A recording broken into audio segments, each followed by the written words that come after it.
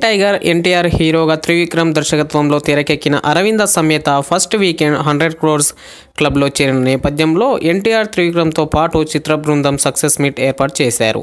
ఈ సందర్భంగా సునీల్ మాట్లాడుతూ ఈ సినిమా బెంచ్ కార్ లాంటిదని, దానికి ట్రాక్టర్ టైర్ వేస్తే బాగుండదు కాబట్టి తన కామెడీ తగ్గించానని, దానివల్లే సినిమా అంత నీట్గా వచ్చిందని తెలిపారు.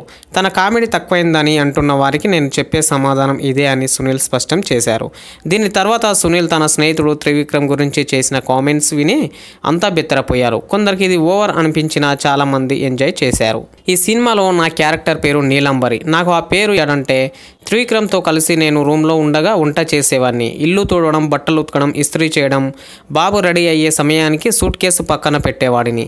సెంటు సీసా ఒకటే ఉండేది, దాంతోనే ఇద్దరం అడ్జస్ట్ అయ్యేవారమని సునీల్ అందరినీ నవ్వించారు. అయితే పెనివిటి పాట ఐడియా ఎలా వచ్చిందంటే, ఒకసారి త్రివిక్రమ్ ఫస్ట్ టైం రూమ్లో నుండి బయలుదేరి ఒక చోట రాయడానికి చెన్నై వెళ్ళిపోయారు. ఫోన్ లేదు, వారం రోజులు అయిపోయింది. రూమ్లో నా వద్ద డబ్బులన్నీ అయిపోయాయి. అసలే చెన్నై, తమిళం రాదు. ఎక్కడున్నాడో, వేలకు తిన్నాడా, వేలకు పడుకున్నాడా, ఆరోగ్యం ఎలా ఉందో కనీసం రొంప వచ్చినా చూసుకునేవారు లేరే. ఇలా వచ్చే వరకు ఎదురు చూశాను.